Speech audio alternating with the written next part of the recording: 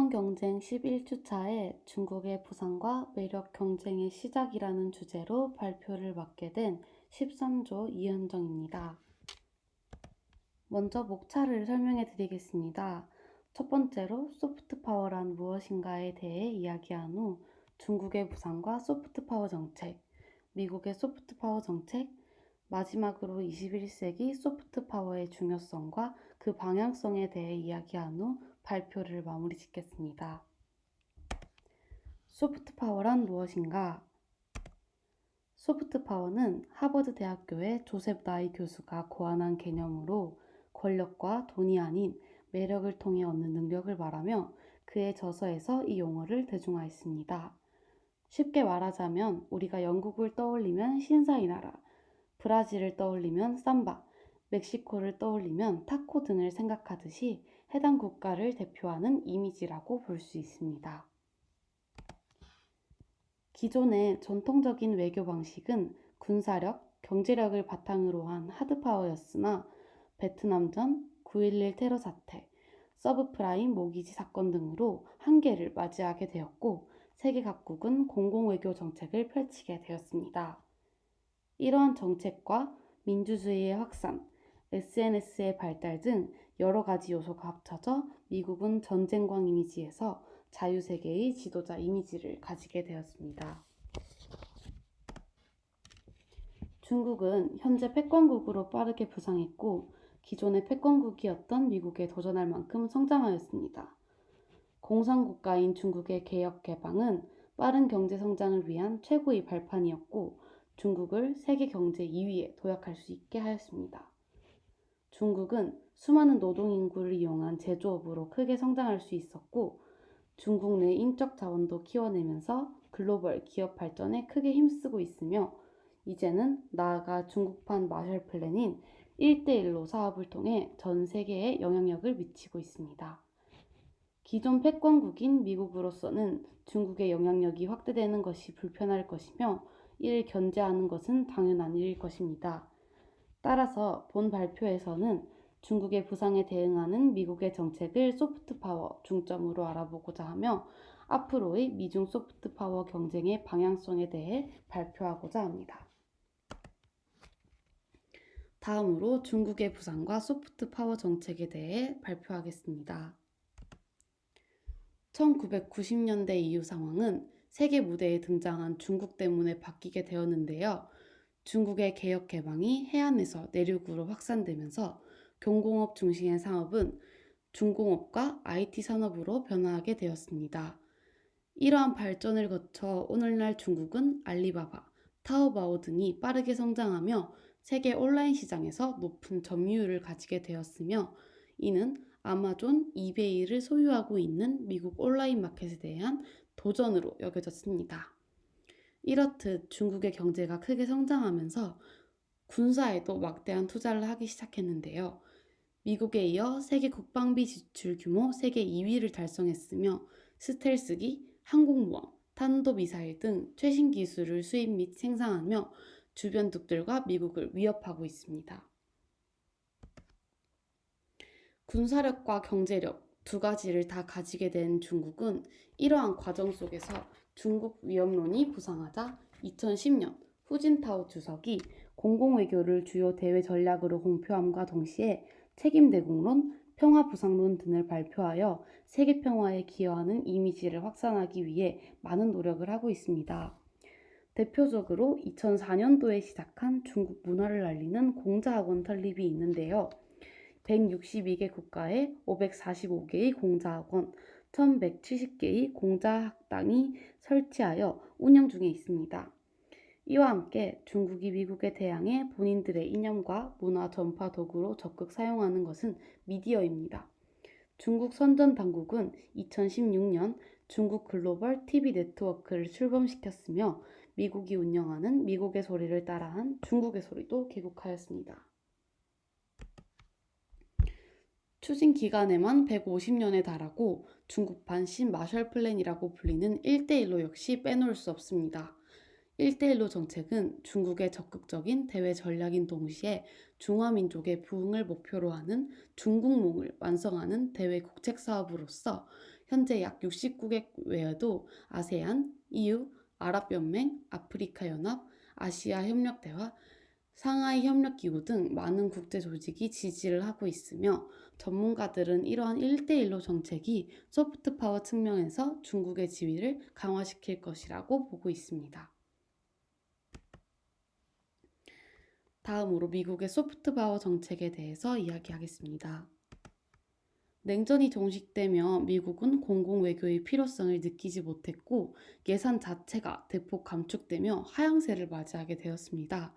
그러나 9.11 테러 이후 테러리즘이 세계를 주도하는 것에 새로운 완보 위협으로 떠오르자 이들은 공공외교를 펼쳐 전반적인 미국의 이미지를 제고하게 되었습니다.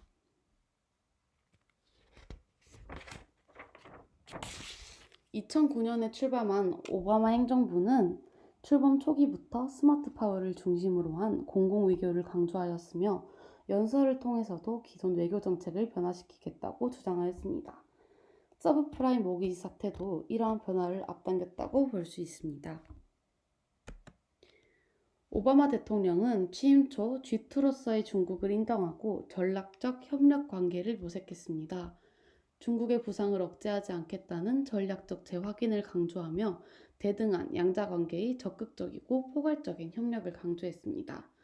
그러나 구체적인 실천은 뒤따르지 않았으며 과감한 정책 전환이 지연되는 가운데 전략적 동반자 관계를 복원하겠다던 의도와는 달리 오히려 갈등이 심화되었습니다. 세계 금융위기 해결 방안을 둘러싸고 양국의 견해차는 더욱 두드러졌으며 아시아에서의 군사 전략 차원의 갈등으로 확대되었습니다. 결국 통일된 전략의 부재는 이전 정부들과 크게 다르지 않았지만 여기에다 더욱 어려워진 상황이 겹쳐 문제는 더욱 꼬여갔습니다. 오바마가 미국의 리더십을 복원하기 위해 꺼내든 정책은 스마트 파워로 2009년 힐러리 클린턴은 스마트 파워가 외교 정책의 선봉이 될 것이다 라고 선언하며 그 중요성을 더욱 강조하였습니다. 미국 우선주의, 미국을 다시 위대하게 하라라는 슬로건을 내세운 트럼프 행정부는 소프트 파워에는 큰 관심이 없었습니다. 공공외교를 효과적으로 시행하기 위해 소프트 파워는 필수적이고 오늘날 이것을 구축하기 위해 모든 나라들은 노력을 하고 있습니다. 하지만 트럼프는 소프트 파워보단 군사력과 경제력을 이용한 하드 파워만이 중요하다고 생각하며 2017년 3월에는 미 국무부와 미국 국제개발처에 대한 재정 지원을 30% 감삭하는 예산을 내놓았으며 2020년에는 공식적으로 파리 기후변화협정 탈퇴를 선언하였습니다. 이 밖에도 트럼프 행정부는 동맹국들에게 방위비를 대폭 인상하는 협상을 진행했는데요. 이러한 미국 우선주의 정책은 한국에 가장 큰 영향을 주었지만 파장은 여기에서 그치지 않고 일본과 호주로도 퍼져나갔습니다.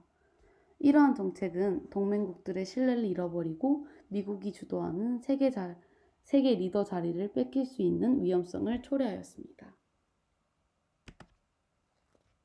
미국의 46대 대통령으로 당선된 조 바이든은 트럼프의 미국 우선주의와는 상반되는 비전을 제시하고 있습니다. 바이든은 트럼프 행정부가 동맹국들과의 거리를 멀어지게 하고 독재자들에게 권력을 실어주었으며 미국 소프트파워의 원천을 파괴했다고 주장했습니다. 또한 파리 기후협정을 탈퇴한 것을 비판하여 다시 재가입하여 2050년까지 탄소 배출 제로화를 약속함과 동시에 막강한 지원을 하여 다시금 잃어버린 신뢰를 되찾겠다고 선언하였습니다. 바이든은 트럼프로 인해 망가진 미국에 대한 동맹국들의 인식을 회복하고 이러한 협력 관계를 중국의 견제와 공동의 국익을 실현하기 위해 보다 효과적으로 이용하겠다고 약속했습니다. 그는 중국의 인권 침해, 산업 스파이, 무역에 대한 강경한 입장을 취해옴과 동시에 미국 민주당은 중국과 통신을 유지하고 군사 간 충돌을 최대한 회피하여 기후변화에 대한 국제적 의제를 전진시키고자 경쟁적인 관계 속에서 전략을 모색하려고 노력하고 있습니다. 트럼프 행정부 때 잃어버린 리더십과 동맹국들에 대한 신뢰를 다시 회복하여 중국을 고립시킬지 아니면 경쟁 파트너로 나아갈지는 아무도 모르기 때문에 바이든 행정부는 이전보다 더욱 어렵고 힘든 상황에 놓여 있으며 이것을 극복하느냐에 따라 미국은 새로운 병력을 맞이하게 될 것으로 보입니다.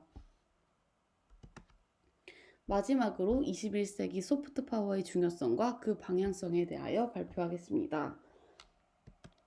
21세기는 교육과 문화예술 그리고 과학기술 등을 중심으로 한 소프트 파워가 매우 중요합니다. 연성 국가 시대인 지금 소프트 파워는 국가의 힘을 대변하고 있으며 따라서 미국은 문화, 교육, 디지털, 기술 등의 혁신을 주도하고 있는 소프트 강대국이라 할 수 있습니다.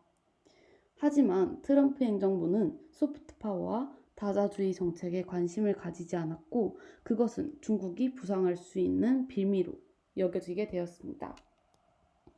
중국은 공자와 베이징 컨센서스 1대1로를 앞세워 전방위적인 소프트 파워 전략을 펼치고 있습니다. 경제적으로는 중국 특색 발전 모델을 추구하고 외교적으로는 중국 위협론에 맞서고자 평화 발전론을 확산시키고 있습니다. 하지만 조셉 나이의 말처럼 소프트 파워의 주된 힘은 시민사회에서 나오는 것이며 애국주의, 민족주의로 중국인들을 통제하고 억압하고 있는 중국의 소프트 파워 전략은 그 한계를 드러내고 있는 것으로 보입니다. 이러한 상황에서 미국이 패권국의 자리를 지키고 그들이 지향하는 세계 질서의 수호자 역할을 하고 싶다면 과거 오바마 행정부와 전미 국무장관인 힐러리 클린턴이 시행한 것처럼 주변국들과의 동맹을 강화시키고 시민 권력에 대한 강조와 함께 소셜 네트워크나 IT를 활용한 정부 간 그리고 시민 단체 간의 상호작용을 더욱 강화시켜야 할 것으로 보입니다. 감사합니다.